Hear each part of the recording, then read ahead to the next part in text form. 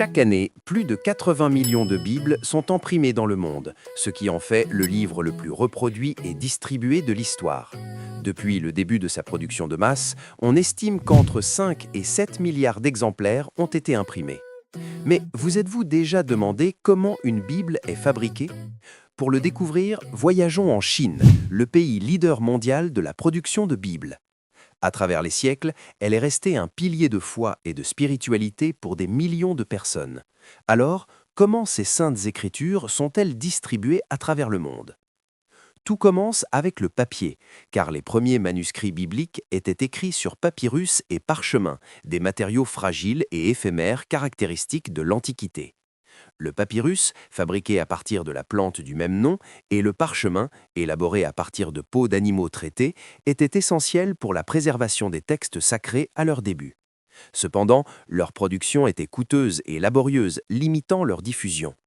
Avec le développement de la technologie de fabrication du papier, originaire de Chine et se propageant à travers le monde islamique jusqu'en Europe, la Bible a trouvé un nouveau support, plus volatile et économique.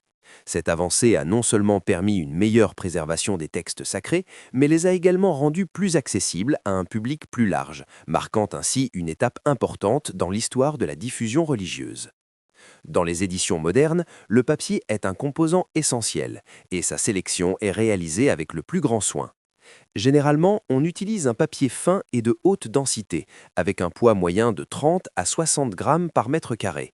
Ce type de papier, connu sous le nom de papier Bible, possède des caractéristiques spéciales. Il est durable, flexible et permet d'imprimer une grande quantité de contenu sans ajouter de volume inutile. Le matériau de base de ce papier provient de fibres telles que le coton, le lin et la cellulose, cette dernière étant la plus courante. La cellulose est obtenue à partir d'espèces d'arbres comme les pins et les eucalyptus, cultivés dans des plantations durables.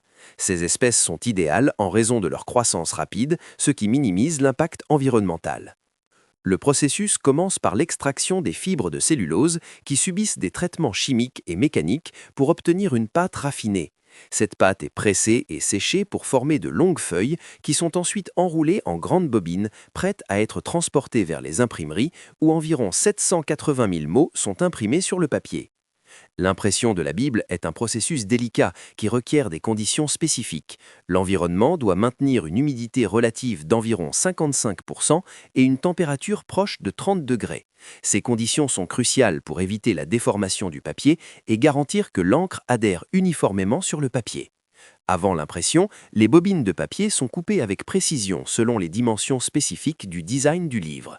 Une fois le papier coupé, il est placé dans les imprimantes, attendant le signal du logiciel pour démarrer le processus. Le texte biblique, préalablement numérisé, est formaté avec une police de caractères spécifique conçue pour maximiser la lisibilité sur papier fin. Chaque détail est ajusté en fonction du design final du livre, assurant une cohérence esthétique et une fonctionnalité optimale. Le processus d'impression est réalisé en utilisant le système offset, une technologie qui utilise des plaques métalliques pour transférer l'encre sur le papier de manière uniforme et précise. Cette méthode assure des lignes nettes et une qualité supérieure, idéale pour les textes à haute densité, comme la Bible. L'encre utilisée est spécialement formulée pour résister au passage du temps et s'adapter au papier fin, évitant les bavures ou la transperce à travers les pages. Pendant l'impression, de grandes feuilles contiennent plusieurs pages organisées grâce à un système appelé imposition. Cela garantit que lorsque le papier est fléché et coupé, les pages sont dans le bon ordre pour former des cahiers, des groupes de 64 pages qui constituent la structure structurelle du livre. Après l'impression, les feuilles passent par un processus de séchage qui utilise la chaleur et une ventilation contrôlée pour fixer l'encre et éviter les bavures. Une fois sèches, les feuilles sont coupées avec précision et fléchées dans des cahiers susmentionnés. Par exemple, un cahier peut couvrir les pages 1 à 64, le suivant 65 à 128 et ainsi de suite selon le texte. Une fois les cahiers prêts, ils sont organisés dans le bon ordre et cousus en utilisant des techniques de reliure qui combinent des fils solides et des adhésifs spéciaux. La méthode de reliure cousue ou brochage est une technique classique qui assure une durabilité exceptionnelle aux livres soumis à un usage intense, tel que la Bible. Ce système joint les cahiers avec des fils robustes qui parcourent le long du dos, créant une structure compacte et flexible. Grâce à cette technique, les pages restent en place même au fil du temps et d'un usage fréquent, permettant de manipuler le livre sans risque que les pages ne se détachent, idéal pour une lecture quotidienne ou une étude prolongée. Après la couture des cahiers, le dos est renforcé par une couche d'adhésif. Ce processus garantit que les fils sont fermement collés, ajoutant une protection supplémentaire. L'adhésif est appliqué uniformément avec un rouleau spécialisé qui dépose une fine couche d'adhésif, tandis qu'un autre rouleau élimine tout excès pour garantir la précision. Par la suite, le bloc de page passe par un système de séchage qui applique de la chaleur, accélérant la prise de la colle et maximisant sa durabilité. Une fois le bloc cousu et renforcé, la coupe finale commence en utilisant des machines de haute précision. Les bords excédentaires des trois côtés exposés du livre sont rognés, obtenant un ajustement net et exact. Cette étape non seulement améliore l'esthétique du livre, mais garantit également que toutes les pages sont parfaitement alignées. Une fois les pages reliées, elles sont pressées pour s'assurer que le bloc de page reste compact et parfaitement aligné. Cette étape non seulement facilite les processus ultérieurs, mais renforce également la structure globale du livre. Si les bords des pages doivent recevoir une finition spéciale, comme une peinture dans des tons vibrants, elle est appliquée en utilisant des techniques spécifiques qui assurent un résultat uniforme. Des outils comme des pinceaux fins ou des pulvérisateurs de précision sont utilisés, selon le design et la qualité souhaitée.